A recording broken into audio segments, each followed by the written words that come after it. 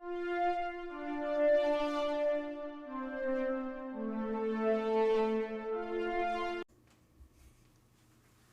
are happy to announce that this episode of the SWW show is partially brought to you by Humble Bundle. Well, not really. We are part of the Humble Bundle referral program, and we just wanted to say that if you like really cheap games and maybe helping charity pending the Humble thing going on, all you have to do is go to humblebundle.com/partner equals SWW. That's right, humblebundle.com/partner equals SWW. And you just do your normal stuff, and it just kind of helps us get a couple bucks here and there. Maybe it helps AJ get his lights, maybe it's Mike camera, maybe we actually pay Corey for helping us out. But again, if you're going to go buy games anyway, it might be worth checking out. Hello everyone, and welcome back to these interview episodes of the SWW show. I'm Mike, and today I have actually with me two guests from somewhere around the world. To get us started, do you guys mind introducing yourselves and the game we're here to talk about? Sure. Yeah. You go first. This always happens. I go first. My name is Alina. Everyone calls me Rookie. I'm the community manager and writer of Rising Spire, the game that we're making, and Zero will probably follow up with more details about the game itself. Yeah, and hi everyone. I'm Zero Pachame. I am the art director of Lonely Final Boss Studios, and we are making a game called Rising Spire. That's the basis of it. Yeah, so my understanding of Rising Spire, as we get into this, is that you guys are pitching it as kind of a classical turn-based RPG. So going into that description, I have some ideas of kind of how the game would flow and kind of stuff, just hearing that pitch. I know you guys want to kind of jump in, starting there, kind of better describing, like, what is the game for people who probably have less of a direct image or aren't staring at the Steam page like I am? Sure. I can take this one. And then you take the hard ones, Rookie, okay? I mean, it's what we had in mind was something that felt both familiar, but at the same time bringing something new. So we were inspired by a lot of the games like we grew up with, right? So Final Fantasy VII, Final Fantasy VIII, Chrono Trigger, the Persona series, and so a lot of the elements that we have in the game, they will remind you of like classic RPGs, but still bringing something that a lot of players like from like the modern RPGs, like you have the the Arcana system from the Persona series. That's something we really liked. In classic RPGs, the turn-based system was something that for battles, for example, we wanted to bring into the game, the ultimates and ults, stuff like that. So a little bit of the old of the games that raised us, with some of the new peppered in with the new stuff, pretty much. Yeah. No, that makes a lot of sense. As you said, I guess you said the big influence is kind of there. What you guys kind of, obviously there's something said about like taking old systems that either you feel there's something wrong with or aren't as common anymore, kind of, what do you guys kind of feel like you did to kind of twist the systems on their head a bit, or kind of change them for kind of people experiencing your game versus kind of just those classic games we just talked about? Should I take this one, Zero? Yeah, go ahead. I'll probably not cover everything, but in addition to what Zero mentioned earlier about Rising Spire, and the inspiration coming from older games with sort of a fresh take, it's still one of the, I would say, old school adventure RPGs, but at the same time, we wanted to think a fresh story. When people generally think about JRPGs, for instance, they may have darker themes in general, but it's still the, party system, the adventure, the old meme of level 1 save cat level 99 kill god. We wanted to take a different take on this and bring a more, how should I put it? A newer story, a fresher, more modern perspective on the adventure of the main character. More darker themes, more subjects of actuality, if that makes sense. Yeah, so what does that mean to you guys? Like, I agree and I understand what you're saying, but like, so like if someone's kind of sitting down and kind of trying to experience that, what do you guys kind of? So obviously you said like it's true, kind of JRPGs. So many of them are like at the end you're facing like the strongest creature ever, and somehow you are just that person who's a little stronger. So how do you guys kind of take a system that's built upon leveling and getting stronger and having to keep interest with that line, as you said, of trying to keep it more almost real? I think I could take that one, because I have something that came like immediately to mind for me. Was something that we got a really good reaction from the public, because earlier in the year we went to this convention in Vegas called Level Up, and we were explaining to some people some of the mechanics, and something that me and Frank, the lead developer and head of the studio, we both kind of like different things about battle systems. Like, I prefer a much more active battle system, and he prefers a much more turn-based, old-school RPG. And the way that we found a really cool compromise was that we have a day and night system in the game. So during the day, you can clearly see the enemies roaming around the overworld, for example, right? And you can guide Atlas, which is the main character of the game, to go around those enemies. So you're not necessarily getting into random encounters. But at night, you really, if you're going through a dark forest, for example, or like, darkened plains, you can't really see, in quote unquote real life, all the enemies and monsters you would encounter. So during nighttime encounters, the battles are the random encounters. So we wanted to give something for both the types of players that liked both kinds of battle systems. And that's just one of the few things that we have that are like that we found a really cool compromise between things that people like and that things that many different people like. And we got a really good reception from it at the convention. They were like, "Oh, that's really cool." Because also another mechanic that we have implemented is that during nighttime there's special places where you can camp.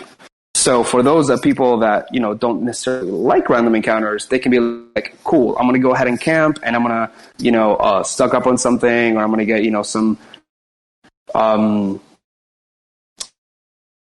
dialogue with my party members or something like that, and then continue in the morning." So things like that. That's interesting to me that you guys are kind of giving that option, right? So JRPGs, I think you've seen in recent years kind of a more, it's like a controlled chaos on this level of random encounters. Yeah. Like there still exists, but it's not like the 90s or 80s where it's like, and now I sit here for the next 100 hours of trying to get to the next level. Like they're still there, but it's not like that. Do you guys, how in your head do you kind of think about leveling then and balance if there's a good chance that a lot of players are going to skip that kind of encounter-ness? Do you take XP off of those enemies? Do you just make sure there's always options to level up? Like, how do you kind of control for that? That's a great question. Ricky, I don't know if you want to take it, but I can also take it. Go ahead. This is your topic apparently now.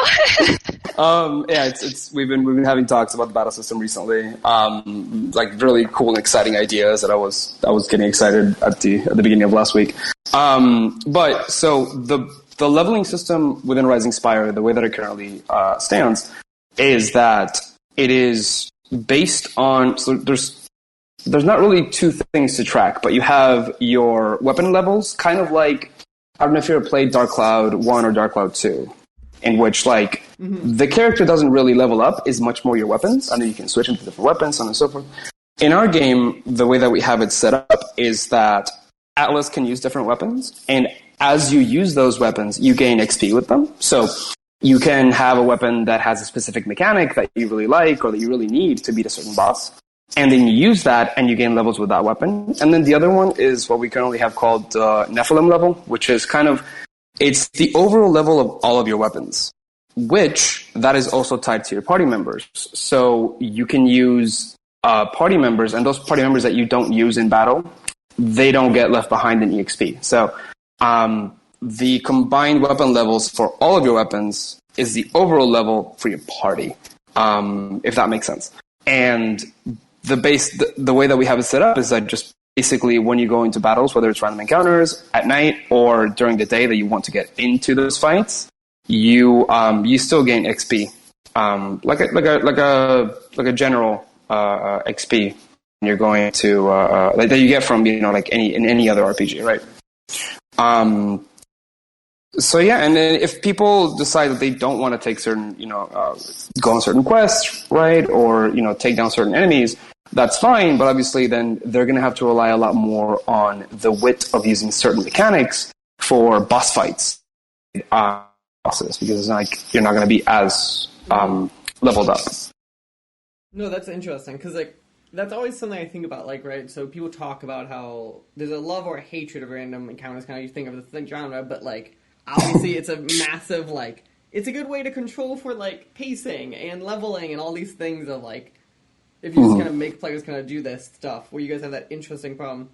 Did that change how you even, built content from, the amount of content point of view, too? Also realizing that now this normal slowdown for players, now you might not be able to account for that?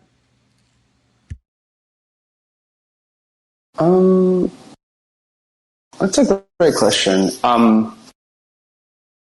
There are some things within the story. There's quite a few things that are social aspects of the story, right? Which allow the player to fulfill certain quests for certain NPCs, because we wanted to make the world feel, obviously fresh, a lot of video games now, but also unique in the sense that you can get into the lives of all of these characters, and at the same time, if the main character was just to disappear from the world, these characters would have their own lives, right? So there are certain quest lines that you can follow that still allow you to proceed and get stronger by following those quest lines. So I'd like to believe that there's going to be always something that the player can do to get ahead, that it's not just grinding. But if that's what you like, you do have that option, right? And that's kind of what we were trying to do with the whole day and night system, because there are people that, we want it to be enjoyably difficult for people that want it to be, but also not like a slog of okay, I have to grind, for the Seymour battle for Final Fantasy X for 3.5 hours. Right. So. No, that makes there's a lot of sense. I was just kind of curious because obviously that's such a change kind of this old-fashioned kind of look. To kind of get both you kind of in here, I do want to talk about the art style of this game, though. So to me, looking at the game and kind of that gut reaction I get is it reminds me of this combination of Avatar: The Last Airbender with a little more coloring mixed in, for this guttural look. I'm kind of curious, kind of where your guys' kind of inspiration of this look came from. That's a great question, Rookie. I think you can answer that one, right? This is definitely Zero's favorite question, and Avatar his favorite mention. Well, so the thing about it's really funny because we did get a lot of that as we as we progressed in, and we actually started showing the game to people and Atlas's design. And it's funny because when I was doing the viz dev for Atlas very early on, we both started with because it was me and Frank just throwing ideas back and forth, and it was okay. So he's out surviving out in the wilds. You have he's a survivalist by trade. So we were trying to think of color schemes. We were trying to think of furs and maybe some sort of materials that can help him survive in the wild, like a pouch and this and that and metal and it's funny because we came up with the color blue because I guess Rookie, would you say that the color scheme of the first village is a spoiler? It's definitely not a spoiler. It's on social media. We showed it before. This is fair. So the first village that you happen upon in the first area is a fishing village. So a lot of the dyes that they use, they're river-faring people. So a lot of the dyes that they use in their clothing is blue, teals. So I was like, oh, okay, perfect. And the color blue is one of like communication, of bringing people together. So I kind of settled for that blue. And then when we started putting out Atlas in social media, people were like, oh, it's the Water Tribe. And I was like, huh, how did I not see this that was before? subconscious, we're going to say. Okay. completely subconscious. And it definitely gave me a really good laugh. And you can see like the first couple of sketches and how we got to Atlas where he's currently at. And it's fantastic. But accidentally, it does cause that sense of familiarity, right? Of like saying, oh, okay, cool. I've seen this somewhere before, like this type of style, maybe this theme. And a lot of people that have familiar feelings with that, it gives you that hint of like, it's an unknown story, but I've kind of tread these roads before, so let's see where it takes us, kind of thing. Well, at least we hope that it gives that feeling in people. Oh, that sounds great. Kind of that general sense of what you're going for. I'm trying to think kind of, as we've talked about these systems and the game kind of works, is there anything else kind of in the games that you guys really like to shout out about that you feel like we're really missing kind of as we broadly talk about kind of this experience as a whole? Feel like Zero touched upon this a bit, but from the narrative standpoint, as he mentioned, we want the NPCs, especially the key players, to not be 100% reliant on the existence of the main character.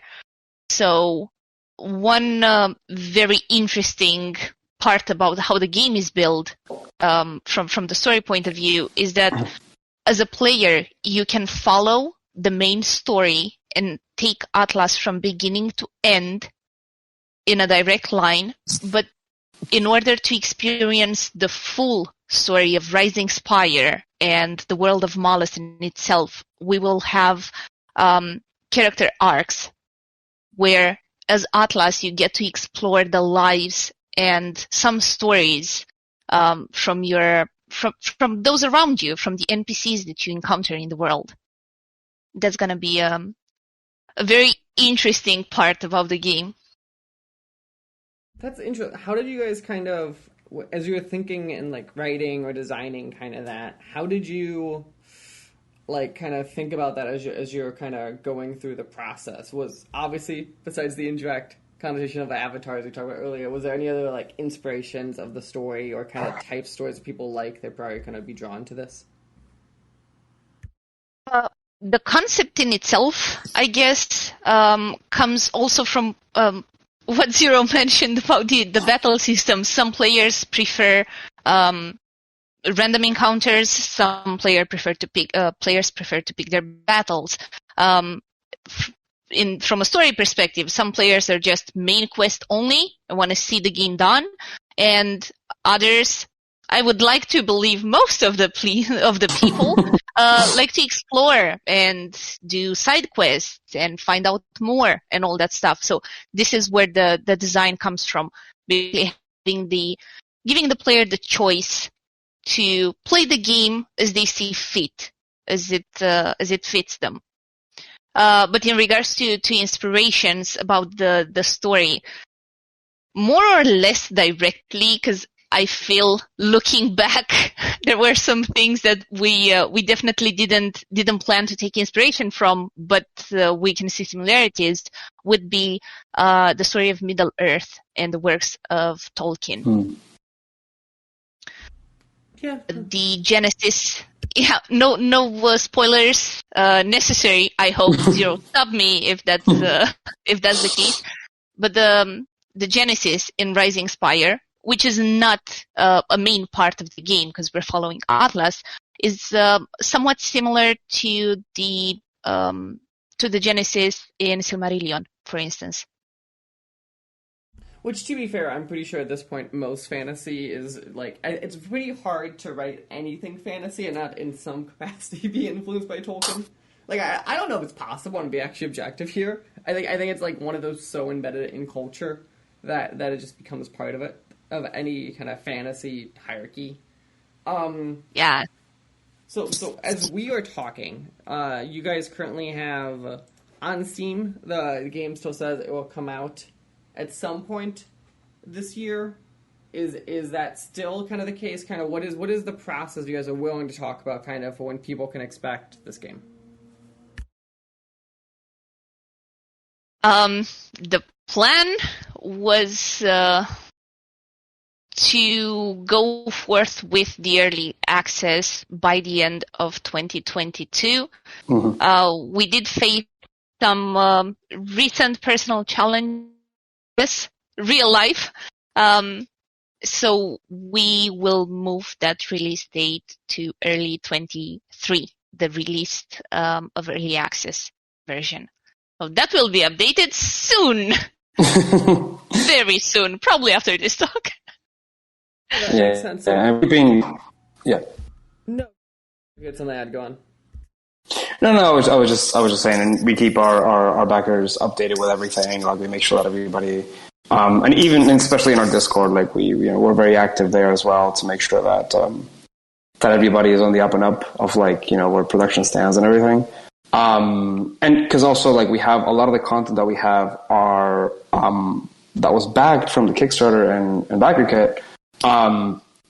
It is like NPCs and statues and like different messages that people were able to write to put into the game, because we are extremely community oriented as well. So we are slowly but surely getting to all of that, so we can have as many as we possibly can for the early access, and then sporadically pepper more out as we are able to release more and more of the stuff. No, that makes perfect sense. So the game, as we said, is Rising Spire. You guys are LFB Studios. Again, the game you can go check out on Steam. Go wishlist the game. I believe you guys have a demo there currently also. Yep. Is there any other spot we should be sending people who are curious or want to know more about the game? There is the Twitter account, and for all sorts of questions aside from Twitter that's less personal, we have a Discord channel. It's linked both in the Steam page, it's linked on Twitter, it's linked on Instagram, because we're also on Instagram to share artwork. So Discord would be the best place to come and chat with us, ask us questions, talk to the others, and all that stuff. We have a nice budding community. I assume they can find that Discord link on either your website or your Twitter. Absolutely, yes. Perfect. Well, thank you again for talking to me today. I hope you guys enjoy the rest of your afternoon, and best of luck as you finish up development over the next couple months. Thank you for having us. Thank you so much. Yeah, this has been great. Thank you so much. The SWW Show and all of its affiliate podcasts are podcast by me, Mike Maroney, and AJ Losi, sometimes by our contributors, including Corey King. You can follow the SWW Show on social media at the SWW Show, or sooner or later you go to patreon.com/SWW to help us out. Thank you, and we hope you enjoy the rest of your day.